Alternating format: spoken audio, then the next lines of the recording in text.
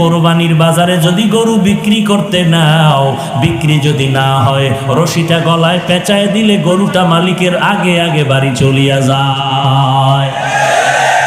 গরুটায় মালিকের থেকে সব, মালিকের থেকে একটা টাকাও পায় না।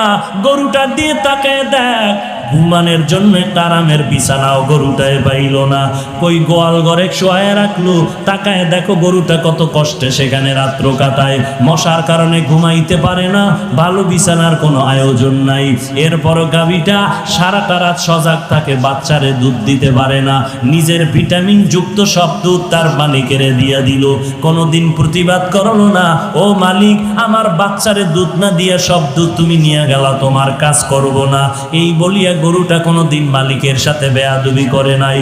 কোরবানির বাজারে যদি গরু বিক্রি করতে নাও, বিক্রি যদি না হয়, রশিটা গলায় পেঁচায় দিলে গরুটা মালিকের আগে আগে বাড়ি চলিয়া যায়।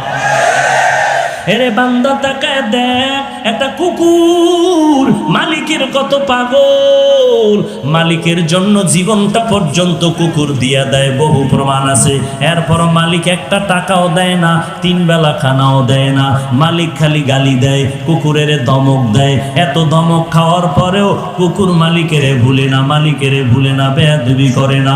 আর তোর মতো মানুষটারে আমি আল্লাহ মায়ের গর্ভে না পাক পানি দিয়া বানাইয়া, ওই মায়ের গর্ভে প্যাকেটের উপরে প্যাকেট, প্যাকেটের উপরে প্যাকেট, প্যাকেটের উপরে প্যাকেট, এক বিন্দু ছিদ্র নাই, বাহিরের অক্সিজেন ঢোকার কোনো কায়দা নাই। তোর এখন নাকার মুখে যদি কষ্টেপ দিয়া আধা মিনিট রাখা হয়, তুই আর বাঁচতে পারবি না নিঃশ্বাস না নিতে পারলে। অথচ মায়ের গর্ভে তাকায় দেখ, বাহিরের একটা সেকেন্ডের অক্সিজেন ঢুকে না, 7-8 মাস পর্যন্ত বিনা বাতাসে কে বাঁচায় রাখতেছে।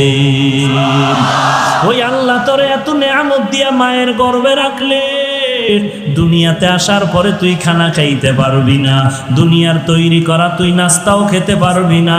আল্লাহ বলেন আমি তোর মায়ের বুকের মধ্যে দুধের ব্যবস্থা করে রাখলাম, এমন একটা কুদরতের ফ্লাক্স বানাইলাম, দুনিয়াওয়ালারাও ফ্লাক্স বানায় 24 ঘন্টার গ্যারান্টি দেয়। গরম চা রাখবি ঠান্ডা হবে না, গরম দুধ রাখবা ফ্লাক্সের দুধ আর ঠান্ডা হবে না। ওরে বান্দা তারপরও দেখো এমন একটা ফ্লাক্স পাইবা না যে 24 ঘন্টা গরম থাকে। যদিও চ্যালেঞ্জ দেয় 24 ঘন্টা গরম থাকে না। আল্লাহ কয় আমি কেমন রহমান, একটু বান্দা, একটু চিন্তা কর, আমি আল্লাহর পরিচয়টা নাও। আমি আল্লাহ কেমন গফফার, আমি আল্লাহ কেমন রহমান। এমন একটা ফ্লাক্স আমি বানাইলাম, তোর আরামের জন্য দুধের ব্যবস্থা করে রাখলাম। মায়ের বুকের মধ্যে এমন এক কুদরতের ফ্লাক্স আমি বানায় রাখলাম, ওই দুধটা তুই 2 বছর পর্যন্ত পান করবি। যেইভাবে আমি আল্লাহ তৈরি করে দিলাম ওইভাবে থাকবে, ঠান্ডাও হবে না, গরম হবে না, পাতলাও হবে না, ঘনও হবে না। 2 বছর পর্যন্ত দুধ পান করবি। ওরে বান্দা ওই ফ্লাক্সের দুধ কখনো নষ্ট হবে না। এরে বান্দা তাকায় দেখ, তুই দাঁড়াইতে পারো না, বসতে পারো না, আমি আল্লাহ তোর কত সুন্দর লালন পালনের ব্যবস্থা করলাম।